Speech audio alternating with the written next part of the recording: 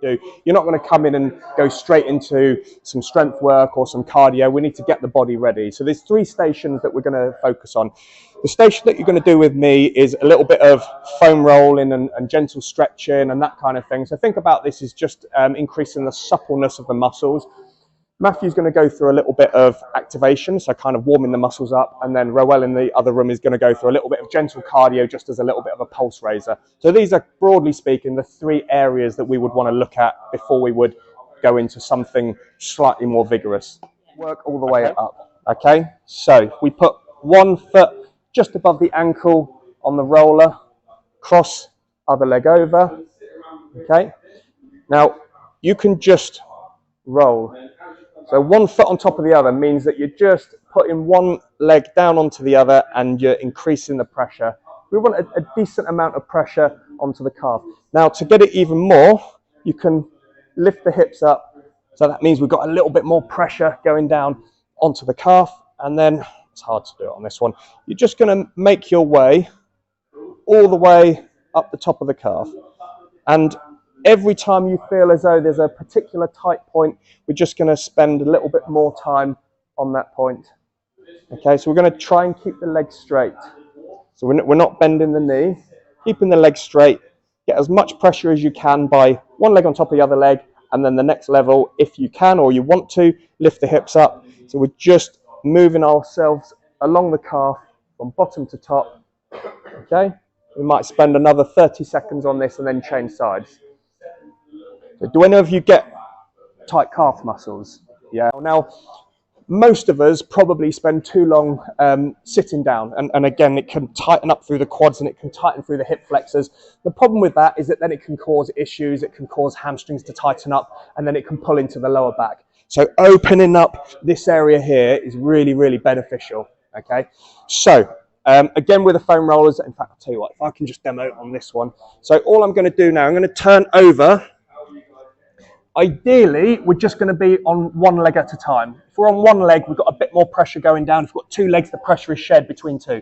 So if we're on one leg at a time, this time we're going to start at the top. So we're going to start at the hip flexor. So it's not on the hip bone, come just underneath the hip bone. Okay. And then I'm just, same sort of thing. I'm just going to make my way down towards the knee, but don't actually go onto the knee. And I've got 3 main areas. I've got this outside quadrant. I've got the middle point here, and then I've got more the inside. So the other thing I'm going to do, as well as moving from top to bottom, I'm going to be, so I'm a little bit more on the outside.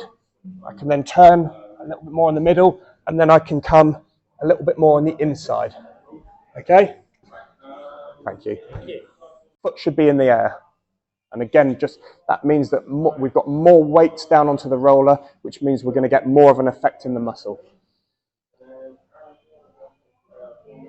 Anyway, but just getting onto a foam roller and releasing some of the tension through the front of the thigh, so the quad muscles, is often a really, really good start and can alleviate some generic knee tension quite quickly. If you find a particular tight point, so let's say for me, I've got a tight point here, that's really tight now.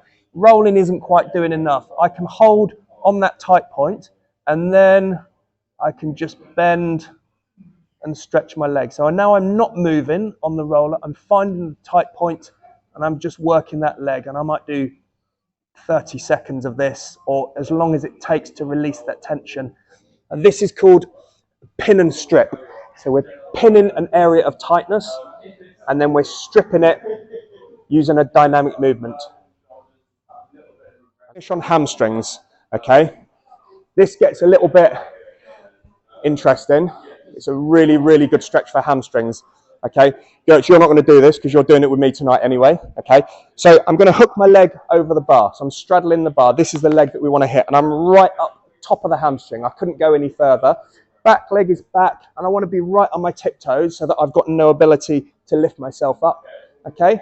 Thigh should naturally hang parallel. So I've got quite a lot of pressure, all of my body weight, I've got quite a lot of pressure, the bar pushing into my hamstring, and then from there, I'm going to try and straighten my leg as far as I can. Again, this is another pin and strip technique, okay? So I'm just going to work this couple of times, up and down, and then change legs. Okay? That's what we're going to do. We're going to split the group up. I'm going to take two people coming across here. Actually, can all four of us get onto the cross trainer? Walking through snow with them old school snow tennis racket looking shoes. That's the movement you want to get. So you're cycling over. Okay then? So it's just about a bit of a heart raiser to then complement the foam rolling or myofascial release. You see, we've been fancy now that you guys just took part in. Yeah, it's unfortunate. I think there were a lot of unforced errors that were capitalized on. Sliders. If your daughters of an older age, younger age, me alone. Things that you can change or things that would assist you in that change we're all aiming for. And community is a massive one. And guess what? 1, 2, 3, 4, community. All right? All right, team. It's all at your pace, all at 6, 5, 4, 3, 2, 1 más, 1. Finished. Excelente, excelente, más fuerte. Yes, I mean, obviously, because no one can get to Spain right now, so we're going to have to bring Spain here. So we'll go through 2 exercises today. Before we get started, is there any aches, pains, anything that you feel like you need to tell me? Okay, cool. Anything else? Cool. If there's any, no, that's fine. Perfect. If there's anything that does hurt or doesn't feel comfortable, please do let me know. And like I said, there is plenty of alternatives that we can do. So we'll start off with 2 exercises, one for the upper body, one for the lower body. So we'll start off on the lower body here.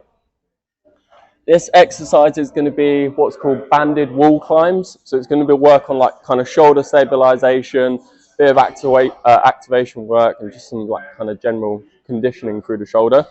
So the band is going to sit around the wrists. Hopefully watch won't be in the way. So it's going to sit about shoulder width apart, and the wrists are going to sit just in line with the elbows. And then we're going to come onto the wall here, sit the shoulders down. So we're not tensing up like this. We're going to sit the shoulders down, elbows stay in contact with the wall, thumbs pointing towards you. So that means if you're not enjoying it, you can just turn it like this and I'll know. But we're then going to walk up like this, slight bend in the elbows here, and then we'll come back down like this and then back up. What I'll probably suggest is 3 to 5 reps. It will probably start to burn for some of you. And then if it does, just have a little bit of a break, kind of shake the shoulders out. And then when you feel like you're recovered, back into it. So that's the first exercise. Cool, so it's going to sit around the bottom here like this. We're then going to stand up here into this position. So we'll start off with the knees and ankles about hip width apart. You want to have the knees sit over the ankles. So we don't want to be like this. We don't want to be right out here. So we want to kind of sit in this position, slight bend, nice and simple, just a step to the side like this. So not a huge step, just a small step each side like that, nice and steady. We'll go to probably about the 3rd or 4th pole, and then we'll step into the middle area, face the same way, and then we'll come back the other way like this. Cool. Any questions on those 2? First one off. We're out of the gates. Looking like grand national champions out there. So we've gone through what essentially would have been your activation, pulse racer, and mobility aspect, leading into what would be the main aspect of a particular session. However, what you guys went through this morning is quite common, even in terms of elite level athletes, whereby sometimes your first or second session, the actual warm-up or feeder into that session becomes the actual session. And then as we progress, you start building. So it's 1 block, 1 block, 1 block. But the whole point about us being so meticulous in terms of getting you guys prepped for movement is that we want that first block to be concrete. We're not going to build a foundation of sand. So I want to thank you guys so much for the time and effort you put in this morning. And I know it could not have been easy because you would have already been mentally, I won't say drained, mentally challenged or worked out before coming in here, because the conversation coming out of that session, oh my God, it was lovely. I sat in there and I was like, I want to get involved, but I don't want to take away your time. So like, I can't thank you guys enough. On behalf of my team, Richard's team, and HCC, we want to thank you guys, and we look forward to seeing you guys next week. If you have any questions around what you've done from the movement aspect, I'm happy to sit around and, feed to those questions. Also, Matthew's going to be available to feed to those questions, and Ian for a short bit as well, okay? But beyond that, that's it from me. Anything from you? Matt, anything from you? Okay, thank you so much, people, for your time.